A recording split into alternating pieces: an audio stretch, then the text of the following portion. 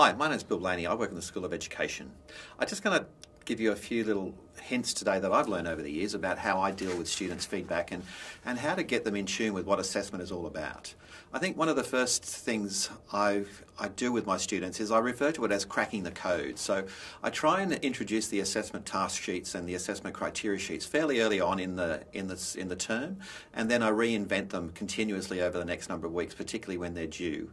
And so one of the things I try and do in particular is I try and give them exemplars of previous assignments where I can get them to either look at some of the key features of the assignment that they may be working towards, and I actually try and get them in groups and actually group mark previous assignments so they can come up with interpreting the criteria sheet.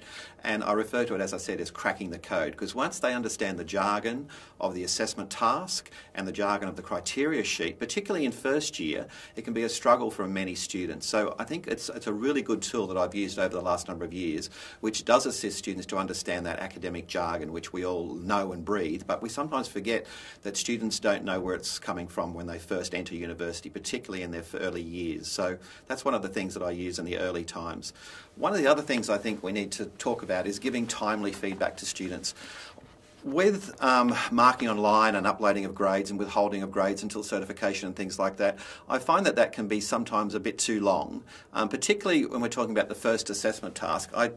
I've watched students get assessment tasks back when they've downloaded through Moodle, and they just don't seem to get the feedback that we really want them to get back from the work that we've marked over that time. So I reinvented a thing I used to do a number of years ago this year. I actually decided to sit down with the students one-on-one in class time if I had that time, give them a 5-minute chat about what their assignment was going to get back, show them what I'd marked on the criteria sheet before they got those results uploaded onto Moodle for them. So they could actually see what was coming, they knew what they were in for, there was no surprises for them, and I could actually explain some of the fine details of why I marked a certain way or what things they were particularly lacking in and what things they needed to address in the future. So, and I found that a really, really useful way of getting students finally engaged in the conversation of picking up the stuff that they missed out on or were not particularly good at and then fixing that for their second assessment task. And of course that's coming along in a few weeks, so the proof will be in the pudding, I hope.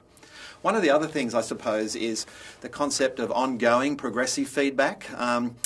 I know it's not constructive to encourage students to submit lots of drafts, but getting them to share information in class with each other about where they're at, what they've done, giving them timely feedback, particularly in the final weeks of the assessment, going around to them in groups, discussing some of the key things you're focusing on, and giving them an opportunity to discuss what are their anxieties about the assessment that's coming their way. Because no doubt there will be certain terms, certain words that are confusing for them, and they're struggling to try and incorporate readings and information and textbooks all to pulling it together for some final assessment task. So that concept of working the room is, I found, very, very useful.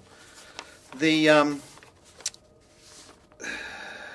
other thing I think is important in giving particular feedback is the language we put in the feedback that we actually give to the students.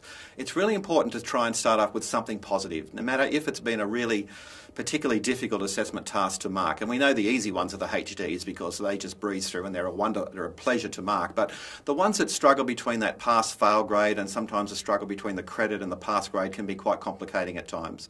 So it's really important to try and start off with something in your feedback as a positive manner of introducing what you thought was good about the task, and then of course introducing the features that you think needed to be improved upon, and then finishing off with something that basically says, in the future I'd like you to address this, this and this, and I look forward to continually seeing your work improve. So it also needs to finish with something positive as well. So students get the feeling that even if they're getting a low grade, that they've got room for improvement. And I think that concept of making room for improvement is something that we really need to make sure that we do with our students, because we know that we're going to have them for a few years, and that improvement is really what we're all struggling for at the end of the day.